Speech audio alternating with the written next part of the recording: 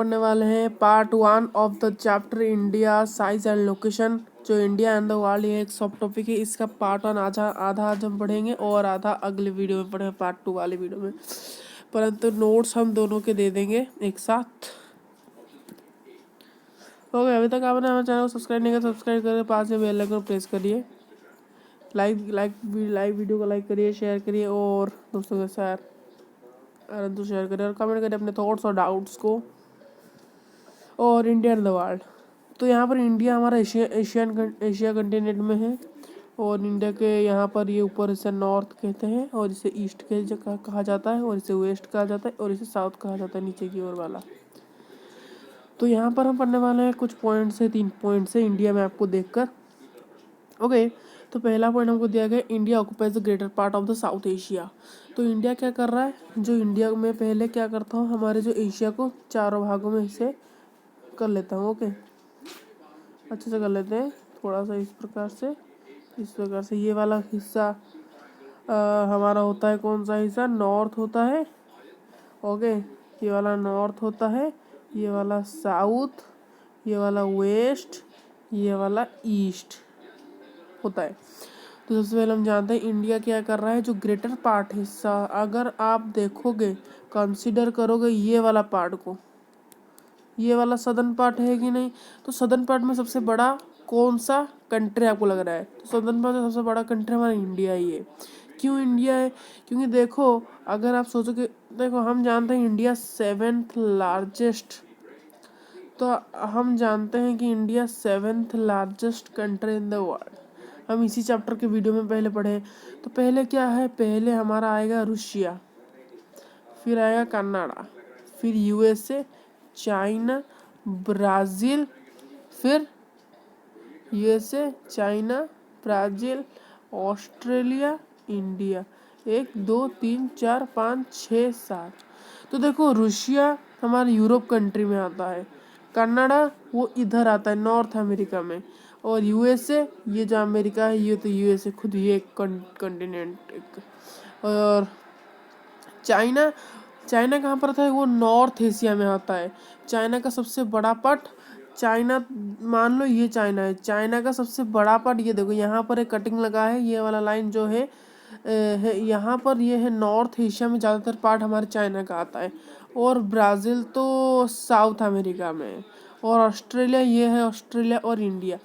तो इससे हमको पता चलता है इंडिया से पहले जितने भी सारे राज्य, जितने भी सारे स्टेट्स का, जितने सारे कंट्रीज़ है, वो सारे जितने सारे स्टेट्स है वो सारे क्या है, वो सारे एशिया में नहीं आते हैं। इसीलिए बोला गया है कि इस वाले पॉइंट में कि एशिया का सदर्न पार्ट, साउथ एशिया का सबसे ज़्यादातर पार्ट क्या, कौन सा कंट्री कवर कर रहा है, इंडिया कवर कर रहा है। ओके, इंडिया कवर कर। तो दूसरा पॉइंट क्या है, it has a central location between the east and the west Asia. ये क्या कर रहा है, ये है हमारा, ये जो लाइन जा रहा है ना, ये है ईस्ट और एशिया का सेंटर, ये वाला जो लाइन।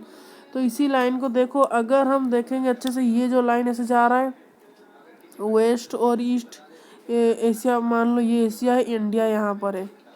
तो एक बार से देखने के लिए पता चलता है, ये देखो सीधा लाइन है, मतलब ईस्ट और वेस्ट के बीचों बीच में एक ऐसे जा रहा है, मतलब ईस्ट और वेस्ट के बीचों में ही जा रहा है हमारा इंडिया। तो इससे पता चल रहा है इंडिया को वे यहाँ से और यहाँ से दोनों जगह से बेनिफिट्स मिल रहा है। क्या मिल रहा है, बेनिफिट्स। तो वेस्ट से भी मिल रहा है और ईस्ट से भी मिल रहा है। तो इंडिया को क्या, वेस्ट और ईस्ट दोनों से ही हमको इंडिया को क्या मिल रहा है, प्रॉफिट मिल रहा है। तो इंडिया का एक स्टैटिक लोकेशन वो बना रहा है किन दोनों के बीच में, वेस्ट और ईस्ट एशिया के बीच में। अगर अच्छे से देखें तो यहाँ पर हमारा जो वेस्ट, ये वाला वेस्ट होता है, ये वाला ईस्ट होता है, इन दोनों के बीचों बीच में जो हमारा इंडिया एक स्टैटिक लोकेशन बना रहा है, एक सेंट्रल लोकेशन बना रहा है बीचों बीच रहकर। The Indian landmass is the southern extension of the continent of the Asia. India क्या कर रहा है, जो इंडिया है, इंडिया का लैंड मास, मान लो ये वाला एशिया है और यहाँ पर हमारा इंडिया, देखो इंडिया कुछ इस प्रकार सा है, मतलब इंडिया क्या कर रहा है, ये है नीचे वाला एरिया पूरा सदर्न, ये सदर्न मोस्ट पार्ट का इंडिया सबसे बड़ा क्या है, बड़ा कंट्री है, परंतु वो इंडिया के साथ भी यहाँ पर आपको मैं फिगर में दिखाता हूँ। देखो इंडिया क्या कर रहा है, थोड़ा सा रिवर वाटर की ओर एक्सटेंड हुआ है। क्या हुआ है, इंडिया थोड़ा वाटर की ओर एक्सटेंड किया गया है, मतलब इंडिया नीचे की ओर एक्सटेंड हुआ है। मतलब वो अगर ये पूरा एशिया है, क्या है ये वाला पूरा हमारा एशिया है, ये पूरा एशिया के अंदर नहीं रहकर थोड़ा सा इसका निचली हिस्सा कुछ इस प्रकार से इंडियन ओशन। और इंडिया कैसे एक पेनिसुलर कंट्री होता है, तो उसके तीनों तरफ अगर वाटर है, इसलिए वो एक प्रकार का पेनिनसुलर कंट्री है, इंडिया को कहा जाता है।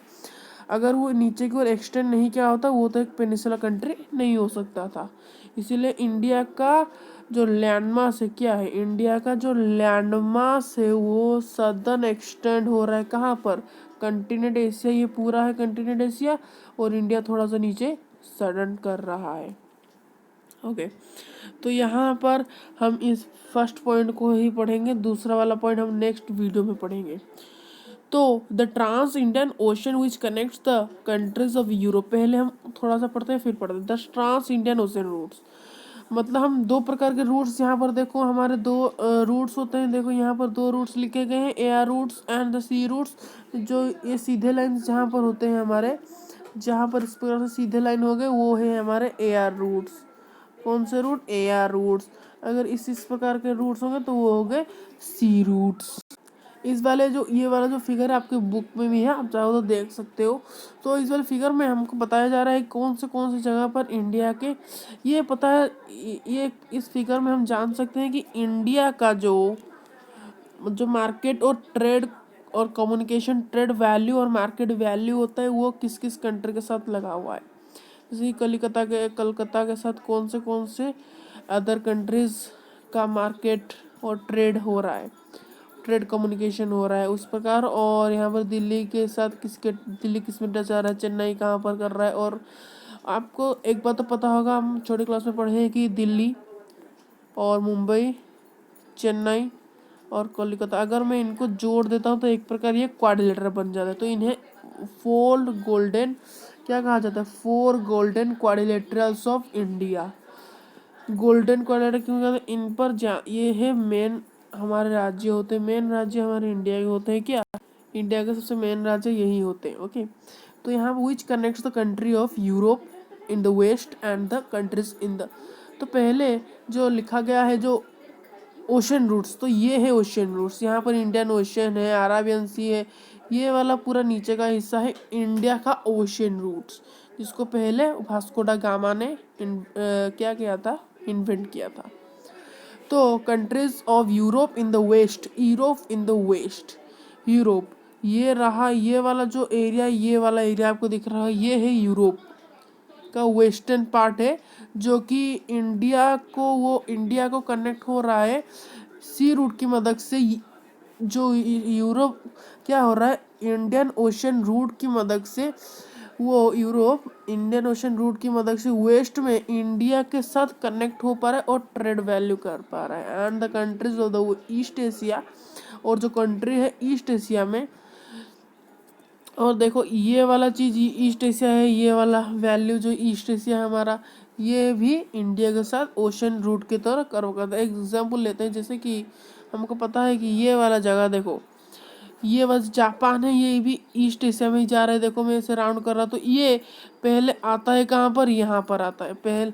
यहाँ पर देखो ये दो प्रकार से आ सकते हैं, टोक्यो से ये डायरेक्ट एयर रूट्स के आ सकता है थाईलैंड तक, फिर यहाँ पर कोलकाता तक, फिर एयर रूट से ऐसे हो सके जा सकता है।